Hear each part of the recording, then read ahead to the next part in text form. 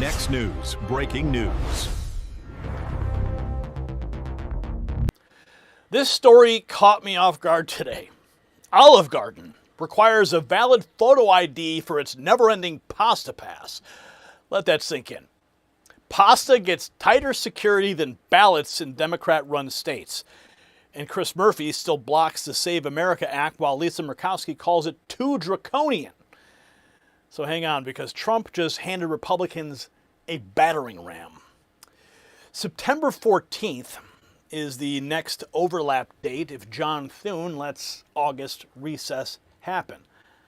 Rick Scott and Mike Lee, they just warned the Senate could burn the clock while Trump is demanding voter photo ID, proof of citizenship, and no corrupt mail-in ballots right now. And Mike Lee just ripped the lie to shreds. This bill makes it easy to vote and hard to cheat. So why are Chris Murphy, Elissa Slotkin, and Lisa Murkowski fighting it when over 90% of Republicans and roughly 70 to 80% of Democrats backing voter ID? I mean, you already know the answer. They protect the loopholes. Oh, and this Olive Garden twist, it's going to blow your mind. But breaking right now, rising defense demand and near-record tungsten prices are sharpening focus on a U.S. supply gap that Washington has left open since 2015. Tungsten is a tungsten national security priority used in fighter jets, tanks, missiles, drones, and ammunition. Yet the United States has had no U.S. commercial tungsten mining since 2015. President Trump's Project Vault includes a $12 billion strategic stockpile, alongside $30 billion for domestic production and millions towards restarting U.S. tungsten production. Vault Strategic Mining, trading as KNOX in Canada and KNXFF in the United States, is acquiring historic tungsten assets in mining-friendly U.S. jurisdictions, including Nevada's Great Basin. Its flagship carries a second World War defense-related exploration contract, approximately 10,000 feet of drilling, and a USGS estimate of roughly 168,000 tons of tungsten oxide, with an estimated in-ground value of $30 billion to $50 billion. If you want to find out more, check out the Next News intelligence briefing that has been prepared for you. It is linked below. So Lisa Murkowski backed voter ID in principle, then blocked the bill anyway. And that's the tell. She looked straight at basic citizenship safeguards and hid behind Alaska logistics while the Senate loafs towards recess. So keep that in your head when we pull up these posts, because the excuses get even worse. President Trump posting this to Truth Social today. Thank you to our great speaker, Mike Johnson, and House Budget Chairman Jody Arrington, and the members of the House Budget Committee, including Lloyd Smucker, Ron Estes, Andrew Clyde, Josh Brescian, Aaron Hoshin, Mike Carey, Blake Moore, Jay Abernolte, Tom McCormick, and many others for launching an effort to get as much of the Save America Act as possible in a budget bill, along with aid to our incredible farmers and funding for our military. We need voter photo ID, proof of citizenship, and hopefully no corrupt mail-in ballots except for illness, disability, military, or travel. I'm asking all House Republicans to vote yes this week on the budget resolution, which is an important first step towards getting a budget bill. House Republicans must unify and fight for the Save America Act. President Donald J. Trump. So, with the historic record of the NDAA always passing these budget reconciliation bills, that's the only way they can get the Save America Act passed. They've got to attach it to it, because then it doesn't have to go through the filibuster. It only needs a simple 51 majority to win. And that's the plan. So Trump demanding Republicans unify. And now, of all places, Olive Garden is about to make the Senate look weak on basic ID rules. And this kind of caught me off guard. I did not have this on my bingo card today. So Olive Garden apparently has this new pasta pass, right? And they only had an exclusive number, a limited number, I think 10,000. And you have to show your photo ID if you want to have never-ending pasta forever, or whatever it is. The never-ending pasta pass is only for use by the pass holder whose name is printed on the pass. Passes are personalized and non-transferable. Pass holders must present a valid photo ID along with the pass at the time of ordering. So there it is. No pasta pass without valid photo ID. Scott Pressler jumps in next with the line every frustrated voter is thinking. Olive Garden implemented the Save America Act more quickly than the U.S. Senate. Next up, a brutal side-by-side says, it's harder to get pasta than a ballot. It's harder in America to get pasta than a ballot. States where you need valid photo ID to vote. There you go. States where you need valid photo ID for the Olive Garden never-ending pasta pass. Is this just crazy? I mean, the meme lands because the comparison is simple. More ID for dinner than for voting in parts of America. PragerU takes that point and drives it straight to the election system. Olive Garden has a more secure process than our election system. Then we have viral videos posting, calling out Democrat-run cities by name. Olive Garden, their pasta pass is more secure than elections taking place in Democrat-run cities and states. With that said, I nominate Olive Garden's executive team to be in charge of U.S. election integrity. Election wizard chiming in, put Olive Garden in charge of our elections. And yeah, the next post torches the race card with one sarcastic punch. But how will blacks and Latinos ever get the never-ending pasta? Oh, because they can't get IDs, right? What about the poor married women, right? What if their name doesn't line up with their ID on their pasta pass? They will never eat. They will never get a chance to have the delicious, never-ending pasta from Olive Garden. Senator Mike Lee stepping in says there's not one legitimate argument against the Save America Act, not even one. Of having free and fair elections, and it makes them impossible.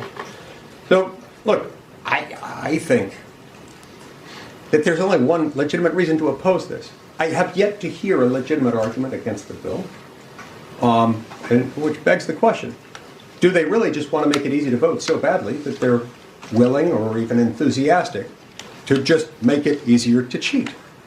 So far, the congressional Democrats have, by and large, focused on arguments that are a combination of being ill-founded, relying on blatant mischaracterizations of the statutory text itself, including and especially the text beginning on page 12, line 22, and following on to the following page,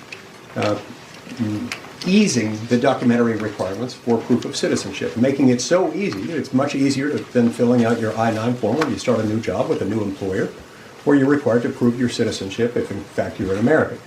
If you're not an American citizen, you're going to have to produce a visa showing that you are eligible to work. But we make it easier than that. We make it so easy, in fact, that even if all of your citizenship documentation papers have disappeared, because your house burned down, your dog ate them, your crazy Aunt Madge came and stole them and took them to the dump for some inexplicable reason, or maybe you never had them, you can still go to a state election official, swear out an... So he lays it out. The objections are weak, dishonest, and built on mischaracterization of the bill. But one Republican holdout's now giving the swamp an opening. Lisa Murkowski, single-handedly blocking the Save America Act. She calls basic election integrity too draconian for remote Alaska voters, despite supporting voter ID in principle. Stand on the Save America Act. Do you, support getting this legislation passed to protect elections? Not as it is drafted, no.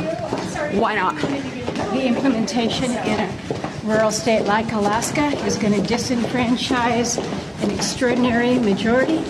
And while I support citizenship voting and voting ID, I want to make sure that it's implementable.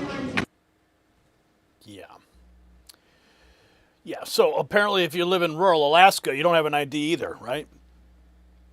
Alaska deserves better. She says she supports it in principle, then hides behind logistics. Mike Lee comes back with his next message and cuts through the excuse with the real point. The act doesn't stop voting, it stops cheating. The Save America Act doesn't make it harder to vote. It makes it harder for non-citizens to offset or steal your vote. It makes it easy to vote and hard to cheat. Pretty simple. And that's the contrast in English. Easy to vote, hard to cheat. Congressman Jim Comer follows with the numbers, and they're devastating for the Senate's excuses. Over 90% of Republicans and 80% of Democrats support voter ID. Well, first of all, I'm like a majority of North Carolinians. I'm ready for Tillis to go back home. But we have to have election integrity. The polling is overwhelming in both parties. Every American expects our votes to be secure. And why in the world there are some states, and who just happen to be Democrat states, that don't want to require a voter ID, a real ID, to go in and vote? That's preposterous. We do that right here in Kentucky. In fact, every red state requires an ID to vote. The only reason I can think you wouldn't want an ID to vote is if you're creating some type of mischief or cheating. So I think the president's doing the best that he can as far as trying to encourage the Senate to do their job. What I think senators and most politicians reply best to are polls, and the polling is overwhelming. Over 90% of Republicans and 80% of Democrats think that you should be required to show proof of citizenship before you can get a ballot to vote in an election. It's not that complicated, and for the life of me, I don't understand why there are so many senators who oppose that. Mm-hmm. That's because they were probably elected by cheating.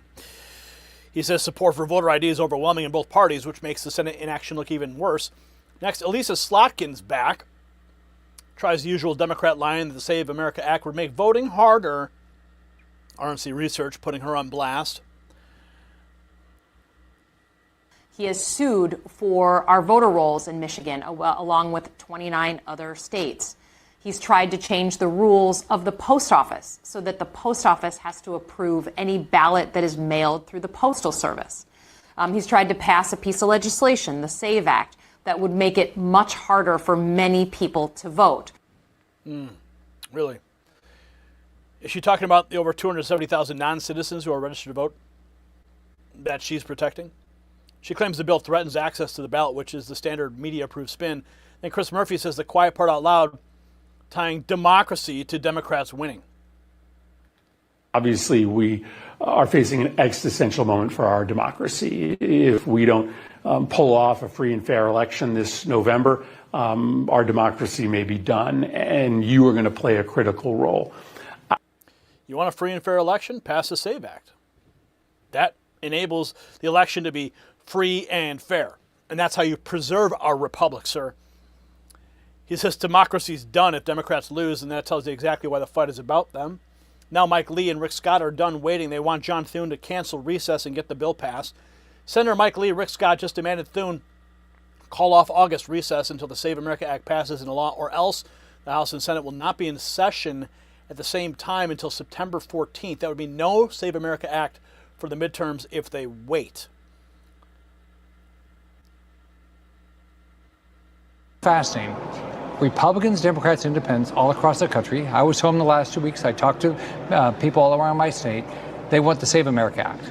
The only people that don't are elected Democrats. And elected Democrats don't want it because they want fraud. You saw what happened to Spencer Pratt, where they paid people on Skid Row to vote for Karen Bass. That's what they want.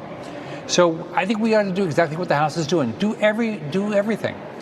Attach it to a spending bill. Attach it to the National Defense Authorization Act. Take pieces of the bill, just like we should vote on, can we just pass voter ID? Can we just pass, you have to be an American citizen to vote? Whatever we can pass, we ought to do it. So we ought to spend the time. It's the most important issue, not just to the president, it's to people all across this country. And it's a bipartisan, positive issue. So let's get it done. We have to work 7 days a week. Yeah, I really like your idea of, although it's not really novel, working 5 days a week. That sounds good because most of the people you represent work 5 days a week. And this whole August recess thing. I mean, I like August. I take a few days off in August. But an August recess, to me, makes no sense when that's a critical time of the year to get legislation done. Can you convince your colleagues to work 5 days a week and maybe not do an August recess if it means, enacting the will of the American people? We have to. We have to pass the Save America Act. So if that means we have to be here all of August, even though Democrats will block it, I believe if we spend the time to get it passed, we'll get it passed. On top of that, the Democrats want to shut down government October 1. So we're going to have to, in my opinion, we're going to have to stay here to make sure that doesn't happen. Because they voted today against the National Defense Authorization Act. They voted against the U.S. military having the necessary weapons and everything they need to be able to defend this country. The Democrats in bloc voted against it. So we've got to stay here if we have to, all through August, all through September, we should work the rest of the year. I'm a business guy. In business, you're in business every day. You work every day. Most people work 5 days a week. Business guys, we had to work every day of the week to try to have success. So Leah Scott demanding the Senate stay in town and work until the Save America Act gets passed. Next comes the anger from the grassroots with a warning about who benefits when Republicans stall. China does not want the Save America Act passed. Welcome to the China-controlled GOP. That meme pretty much says it all, doesn't it? Right? If the GOP blocks the bill, who exactly are they serving? And then a direct message for every politician dragging their feet. Pass the Save America Act or you're all traitors. There it is. So passes are personalized and non-transferable and require a valid photo ID at ordering. That's Olive Garden, locking down endless pasta faster than John Thune, Chris Murphy, and Lisa Murkowski locked down American elections. And when Democrats screech that citizenship checks are extreme, they confess the scam right to your face. They trust a ballot less than a breadstick. John Thune needs to cancel recess, keep the Senate in Washington, and pass the Save America Act. No dodging, no stalling. Trump already gave Republicans the playbook: unify, vote yes, and jam voter photo ID, proof of citizenship, and no corrupt mail-in ballots into must-pass legislation. Mike Lee said there's no legitimate argument against the Save America Act, and he's dead right. If Olive Garden can demand a photo ID for a pasta pass, Chris Murphy and Elissa Slotkin can stop insulting the country with this fake disenfranchisement garbage. And Lisa Murkowski needs to feel heat for blocking what the public overwhelmingly wants. So you tell me in the comments, who is protecting clean elections and who's protecting cheating? Then blast this report to one person still swallowing the Senate's excuses. Olive Garden humiliating the Senate is exactly the kind of story YouTube smothers first, so text White House to 844-840-4963. Next News Network is credentialed inside the White House. Our nightly insider dispatches hit your phone straight from the building before the platform gatekeepers can bury them. The system controls information. Information control is power. They don't want you to see this. The truth only survives together. They don't want this shared. Share this now.